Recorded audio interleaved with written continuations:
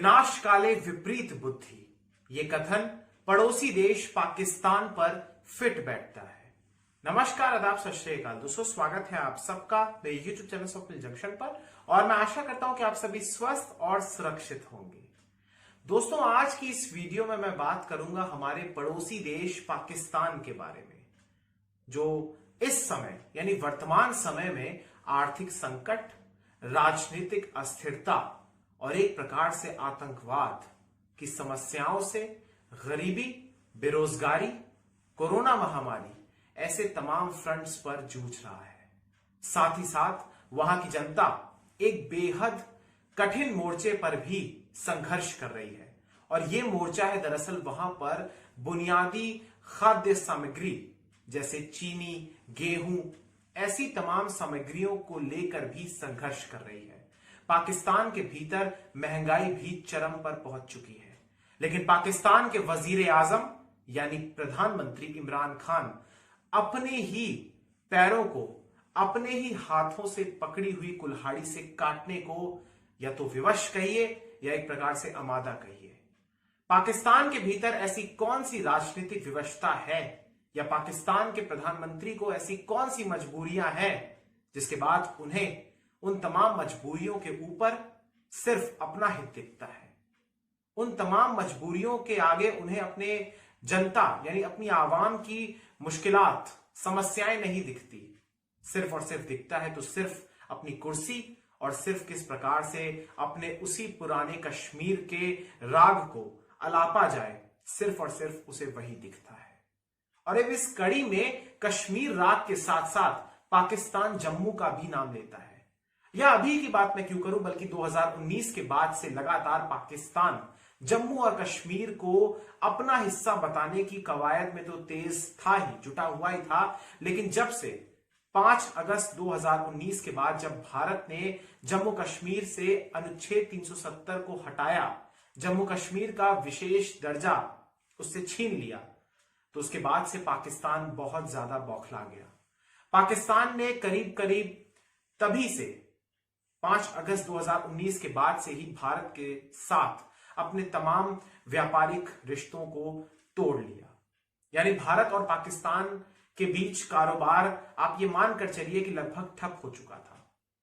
हालांकि मई 2020 में पाकिस्तान ने, जब आप जानते हैं कि पूरे विश्व भर में ये जो कोविड महामारी आई, कोरोना महामारी आई, उसके बाद मई 2020 में पाकिस्तान ने अपने यहां एक प्रकार से जो आवश्यक वस्तु होती हैं उनके आयात को मंजूरी देने का एक प्रकार से निर्णय लिया, जिसके बाद भारत और पाकिस्तान के बीच सीमित व्यापार शुरू हुआ।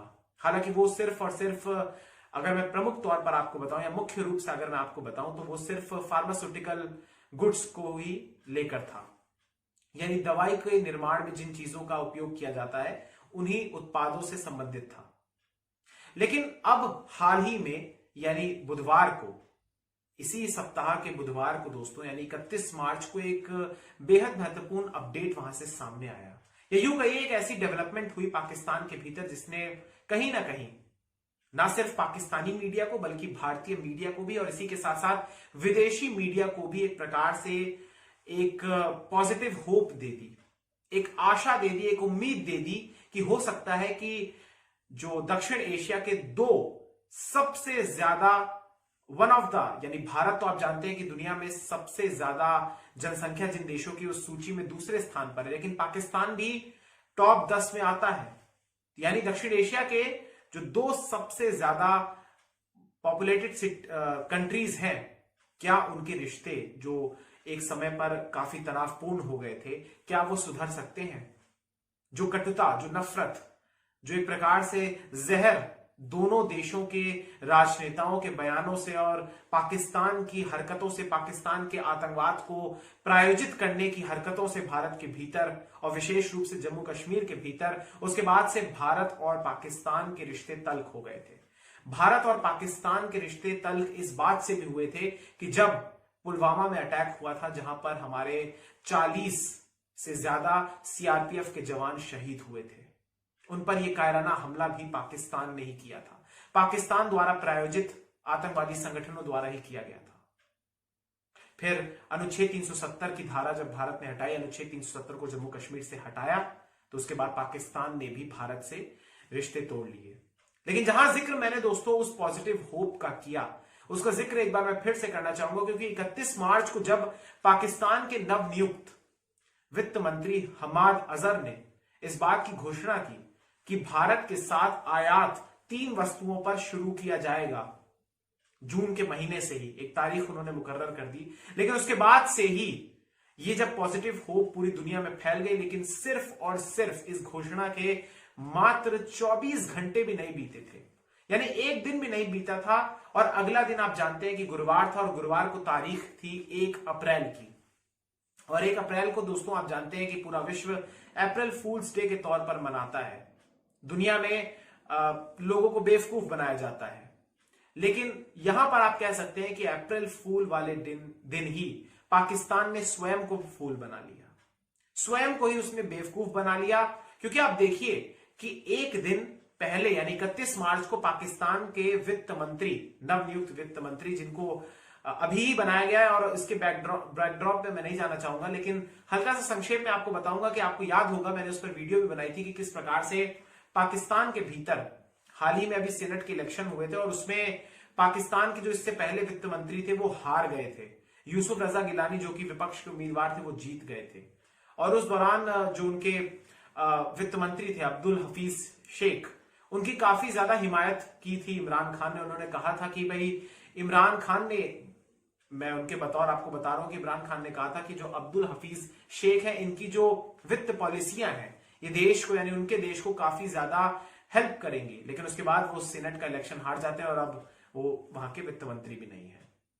लेकिन अब ये जो नए वित्त मंत्री साहब हैं, इन्होंने घोषणा की, और इसके ठीक अगले दिन ही पाकिस्तान के प्रधानमंत्री ने जब वहां की जो फेडरल कैबिनेट है यानी केंद्रीय मंत्रिमंडल है, उनके मंत्रियों के साथ जब उन्होंने मंत्रणा की, तो पाकिस्तान के प्रधानमंत्री ने कहा कि हम इस फैसले को निरस्त करते हैं, हम इस फैसले को रद्द करते हैं, और इस पूरे के पूरे प्रस्ताव को, जो कि वहां की ईसीसी यानी इकोनॉमिक कोऑर्डिनेशन कमेटी, हिंदी में अगर मैं आपसे कहूं तो इसका हिंदी में अनुवाद होगा आर्थिक समन्वय समिति, इस कमेटी की जो सिफारिशें थी, इस कमेटी ने जो प्रस्ताव रखा था अपने 31 तारीख की बैठक में, उस पूरे प्रस्ताव को खारिज कर दिया है, उस पूरे प्रस्ताव को रद्द कर दिया है। अब यहां पर एक छोटा सा पॉइंट आपको सुनने में बड़ा मजा आएगा, हंसी भी आएगी, और ये शायद पाकिस्तान के अलावा, पाकिस्तान के अतिरिक्त किसी और देश से ऐसी अपेक्षा करना भी, या किसी और देश से ऐसी खबरें आएंगी, ये शायद आप कल्पना भी नहीं कर सकते।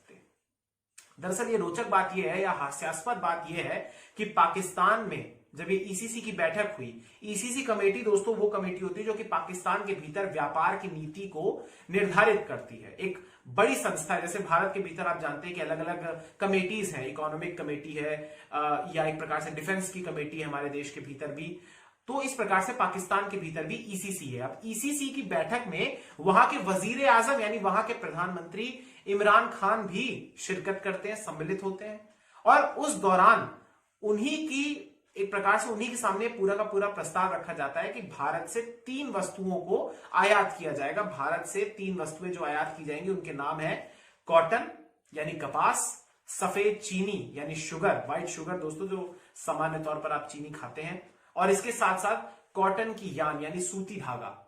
इन तीनों वस्तुओं को भारत से आयात कराने का फैसला, उसका प्रस्ताव वहां पर रखा गया।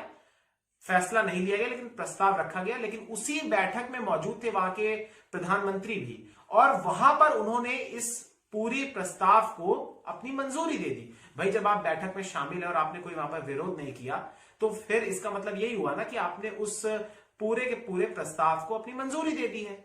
लेकिन अगले दिन जब यह पूरा का पूरा प्रस्ताव आधिकारिक, एक प्रकार से परमिशन के लिए, आधिकारिक स्वीकृति के लिए जब प्रधानमंत्री के पास जाता है, और जब वो अपने फेडरल के मिनिस्टर, जो उनके केंद्रीय मंत्रिमंडल, कैबिनेट के जो मंत्री होते हैं, उनके साथ मंत्रणा करते हैं इस पूरे प्रस्ताव को लेकर, तो वहां पर इस पूरे प्रस्ताव को खारिज कर दिया जाता है। अब उसके बाद आप सोचिए कि कल पाकिस्तान के जो साइंस एंड टेक्नोलॉजी मिनिस्टर है फवाद चौधरी, और वहां पर जो इनके सुरक्षा के मुख्य सलाहकार हैं, मुख्य सुरक्षा सलाहकार जो पाकिस्तान के हैं मुईद यूसुफ, ये दोनों आकर प्रेस में क्या सफाइयां देते हैं, अब आप वो भी सुनिए। इसको देख के आपको और हंसी आ जाएगी सुनकर।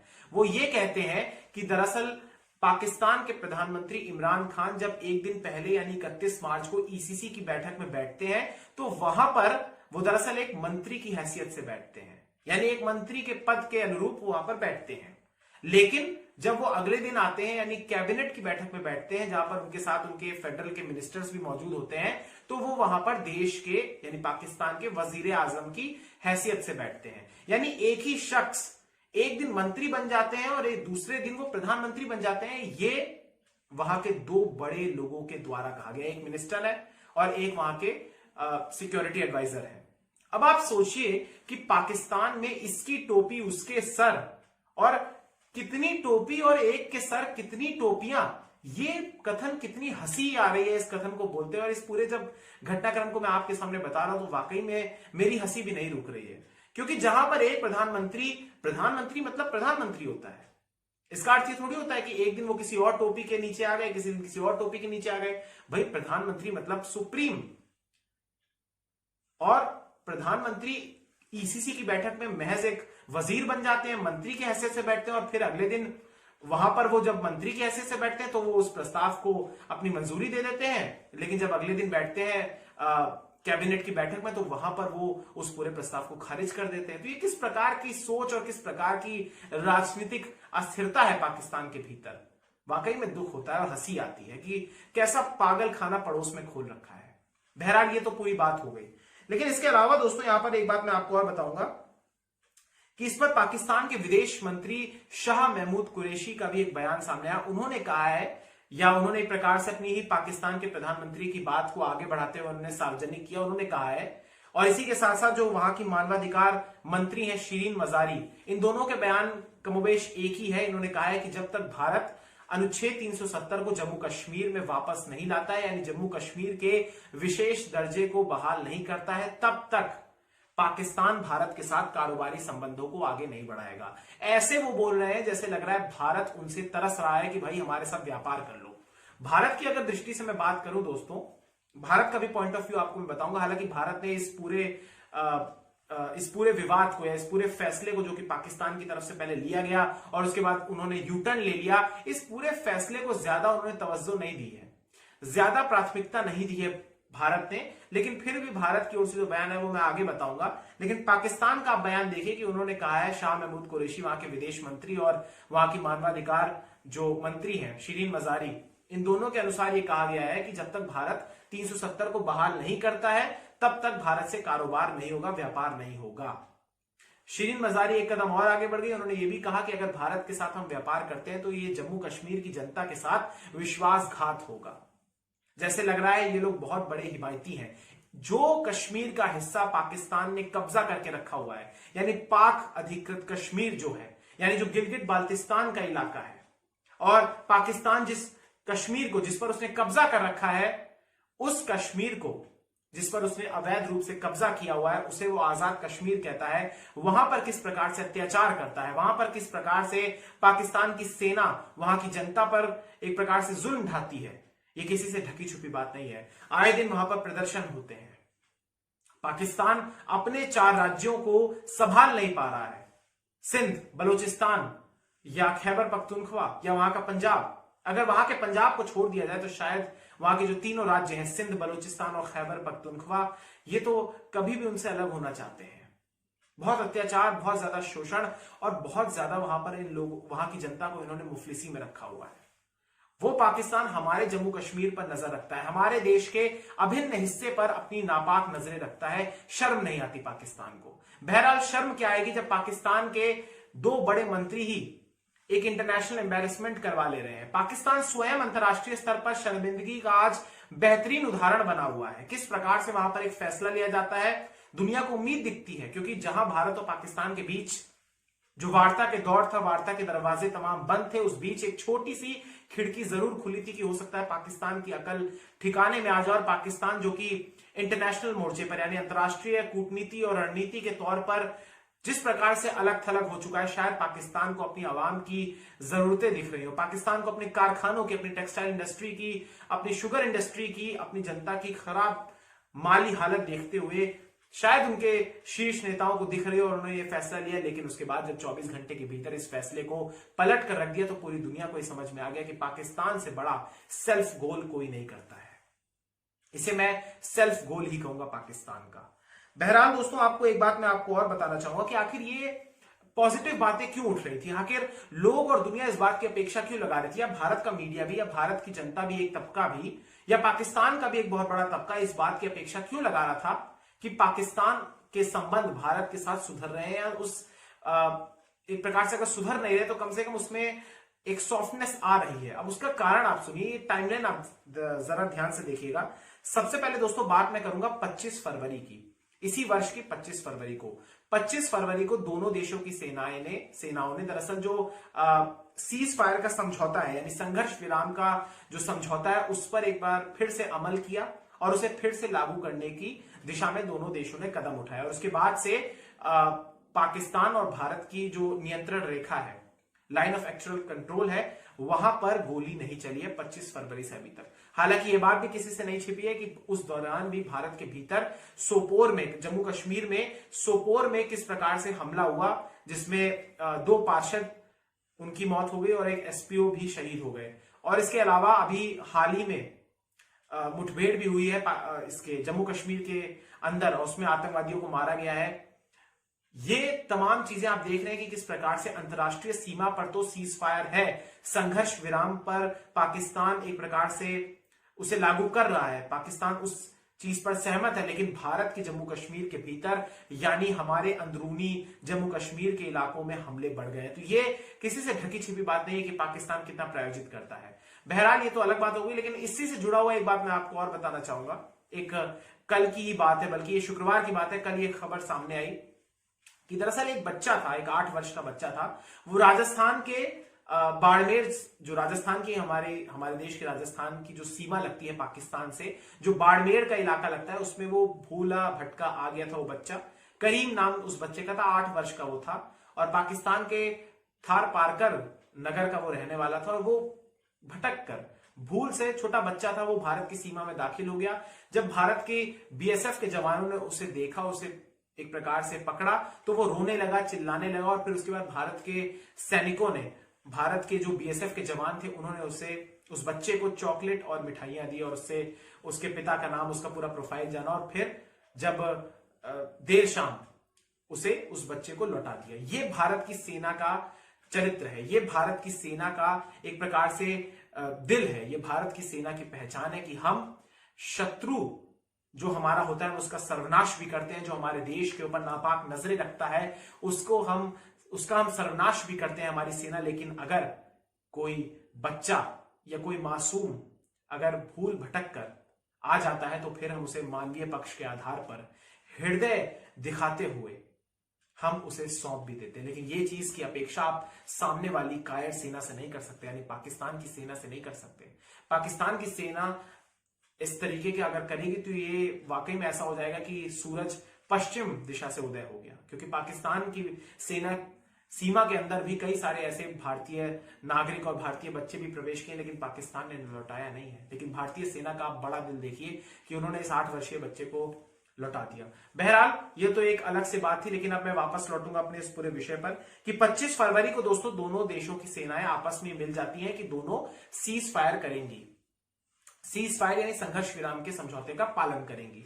इसके बाद 18 मार्च को पाकिस्तान के सेनाध्यक्ष कमर जावेद बाजवा दरअसल एक बयान देते हैं, वो एक समारोह में बयान देते हैं। उन्होंने कहा है कि अब दोनों देशों को अपना माजी यानी अपना अतीत भूलकर आगे बढ़ना चाहिए और पुरानी बातों को भूल जाना चाहिए। एक प्रकार से पॉजिटिव बात उन्होंने कही। हालांकि उसमें भी उन्होंने कश्मीर का राग अलापा, वो आज मैं नहीं कहूंगा, इस बात को आप अनदेखा कर दीजिए, अनसुना कर दीजिए, लेकिन उन्होंने ये बात कही कि दोनों देशों को पुरानी बातों को भूल जाना चाहिए। इसके बाद 22 मार्च को नरेंद्र मोदी, भारत के प्रधानमंत्री, पाकिस्तान दिवस वहां पर होता है, पाकिस्तान का राष्ट्रीय दिवस। इसको आप इसके समानांतर मान सकते हैं कि जैसे भारत के भीतर गणतंत्र दिवस होता है, उसी की तरह पाकिस्तान में 23 मार्च को पाकिस्तान दिवस के तौर पर पाकिस्तान हर वर्ष इस दिन को ऑब्जर्व करता है, मनाता है। अब 22 मार्च को यानी उस पाकिस्तान डे से एक दिन पहले भारत के प्रधानमंत्री चिट्ठी लिखते हैं, पत्र लिखते हैं पाकिस्तान के प्रधानमंत्री के नाम, और वहां पर वो पाकिस्तान के प्रधानमंत्री समेत वहां के नागरिकों को बधाइयां देते हैं, शुभकामनाएं देते हैं पाकिस्तान दिवस के, और इसी के साथ साथ ये भी कहते हैं कि आतंकवाद के खात्मे और दोनों देशों के मैत्रीपूर्ण संबंधों को बनाने की और बढ़ाने की दिशा में दोनों देश कदम उठाएंगे। तो यहां पर पाकिस्तान के प्रधानमंत्री को भारत के प्रधानमंत्री चिट्ठी लिखते हैं। हालांकि इस बात को मैं टच नहीं करूंगा या इस बात को मैं नहीं कह रहा हूं कि भारत के प्रधानमंत्री जब प्रधानमंत्री नहीं थे तो उस दौरान इन्होंने ये आरोप लगाए थे कि भारत के तत्कालीन प्रधानमंत्री मनमोहन सिंह लव लेटर लिखते हैं पाकिस्तान को। लेकिन अब इसी प्रकार से चलिए, इन्होंने भी खत लिखा, इन्होंने भी एक चिट्ठी लिखी, पत्र लिखा। शुरुआत कहीं ना कहीं किसी ना किसी को करनी होती है और हर समय हम दुश्मनी नहीं निभा सकते, और भारत ने एक बड़ा चरित्र दिखाते हुए, बड़े भाई का कर्तव्य अदा करते हुए पाकिस्तान को चिट्ठी लिखी, जो कि ठीक बात है, क्योंकि हम पड़ोसी नहीं बदल सकते हैं, दोस्त बदल सकते हैं लेकिन पड़ोसी नहीं बदल सकते। ये पूर्व प्रधानमंत्री अटल बिहारी वाजपेयी साहब ने ही कहा था। चलिए, प्रधानमंत्री मोदी की इस कदम का, इस पहल का स्वागत किया गया अंतर्राष्ट्रीय स्तर पर भी, और मैं भी इसका और तमाम देश के भीतर भी स्वागत किया गया। एक तबका था जो इसके अगेंस्ट था, लेकिन चलिए, एक अच्छी पहल थी, स्वागत योग्य कदम थी, सकारात्मक पहल थी।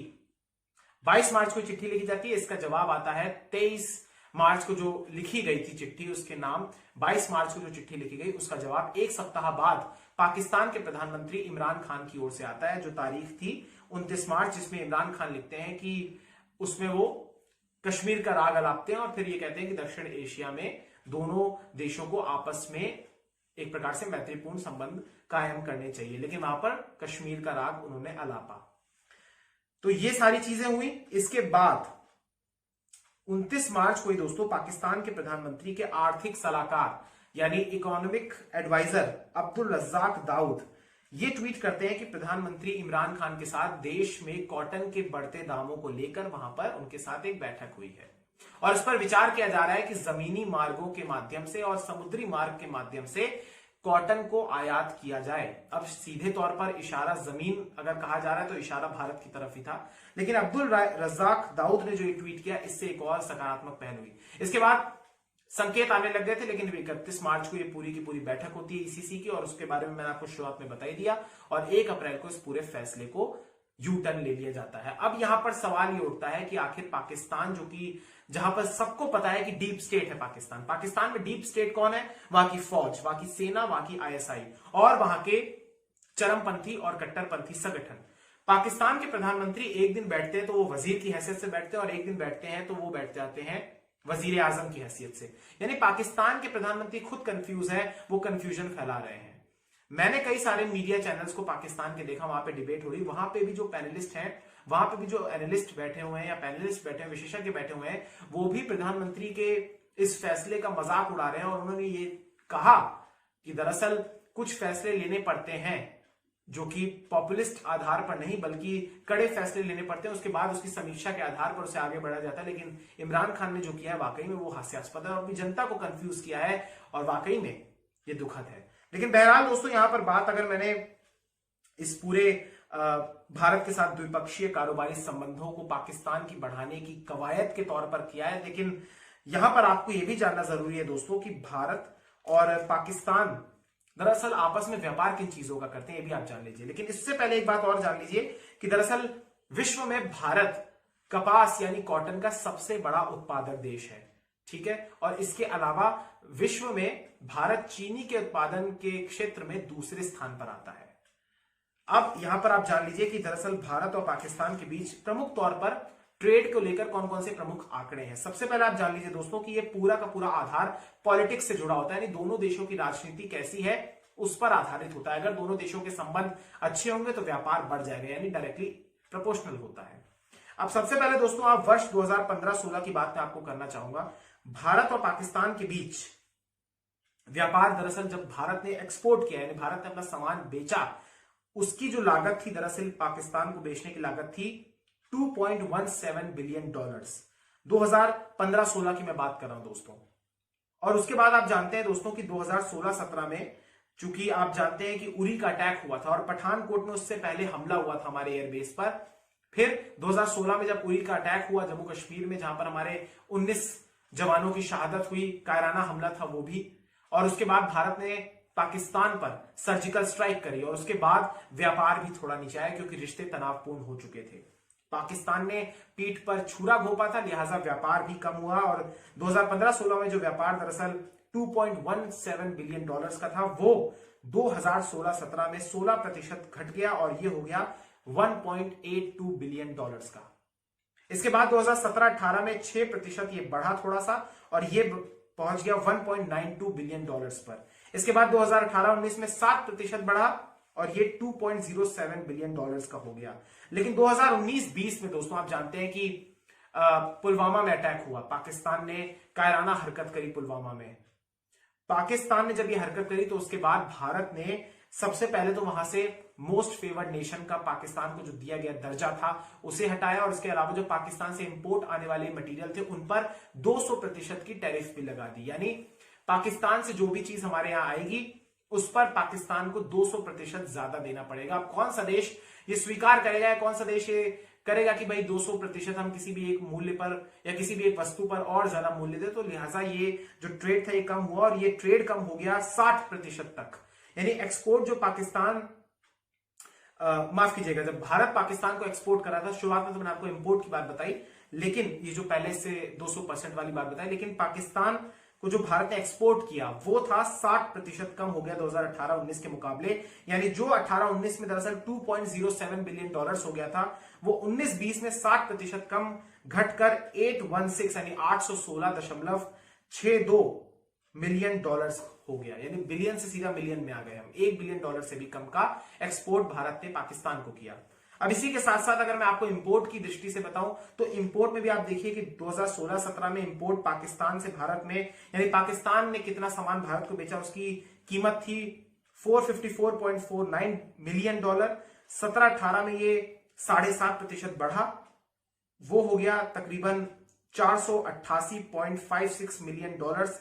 2018-19 के वित्तीय वर्ष में 1% की बढ़ोतरी हुई इसमें और ये 494.87 मिलियन डॉलर्स हो गया। और फिर 2019-20 की जैसे मैंने आपको बात बताई कि पुलवामा का अटैक हुआ और भारत ने 200% की टैरिफ लगा दी थी, इंपोर्ट टैरिफ उन पर बढ़ा दी थी, तो उससे फिर पाकिस्तान को बहुत ज्यादा नुकसान हुआ। पाकिस्तान ने भारत को जो इंपोर्ट किया उसके मुकाबले उसमें 97% की कमी आ गई और वो इंपोर्ट की राशि थी 13.97 मिलियन डॉलर्स की। तो ये तो आपको मैंने बताया भारत और पाकिस्तान के बीच जो इंपोर्ट एक्सपोर्ट के आंकड़े हैं। लेकिन इसमें आप एक बात और जान लीजिए जल्द से संक्षेप में कि पाकिस्तान दरअसल भारत से क्या क्या खरीदता है। पाकिस्तान भारत से दोस्तों कपास, organic chemicals, plastic dyeing extracts, nuclear reactors, boilers, machinery, mechanical appliances खरीदता है प्रमुख तौर पर।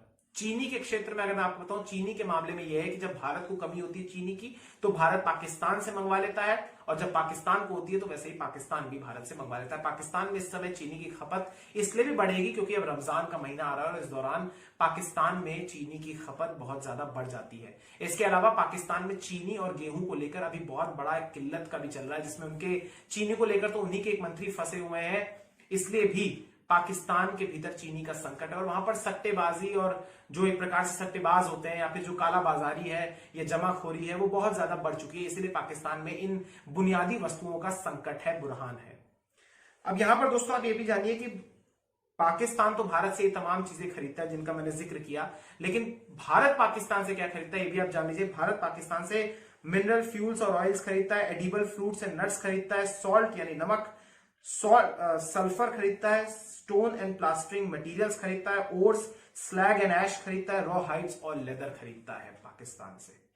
तो ये कुछ बातें हैं दोस्तों, आपका ज्ञानवर्धन भी हुआ होगा और भारत और पाकिस्तान के ट्रेड को लेकर और इस पूरे फैसले को लेकर आपकी समझ भी बढ़ी होगी इस वीडियो के माध्यम से। बहरहाल पाकिस्तान में कौन कंट्रोल करता है पाकिस्तान की सत्ता को, पाकिस्तान में कौन और कहां से कंट्रोल किया जाता है, ये बात आप भली भांति जानते हैं। भले ही पाकिस्तान की राजधानी इस्लामाबाद है लेकिन पाकिस्तान की राजधानी असलियत में रावलपिंडी है, या फिर वो टेररिस्ट कैंप्स हैं जो कि भारत के ऊपर हमला करने की नापाक मंसूबे रखते हैं और पाकिस्तान की सत्ता पर काबिज होना चाहते हैं। एक बात और दोस्तों मैं कहना चाहूंगा कि दरअसल अभी हाल ही में ईस्ट एशिया का माफ कीजिएगा हार्ट ऑफ एशिया का एक समिट हुआ दोस्तों जो कि ताजिकिस्तान में हुआ और वहां पर अमेरिका ने भारत को अफगानिस्तान में शांति बहाल करने के लिए एक प्रमुख सहयोगी बनाया है। इस बात से पाकिस्तान बहुत ज्यादा जल गया है, जेलस हो गया है। पाकिस्तान में ये निर्णय स्वीकार नहीं किया जा रहा कि कैसे अमेरिका ने भारत को अफगानिस्तान के भीतर शांति का एक प्रकार से बना दिया सहयोगी।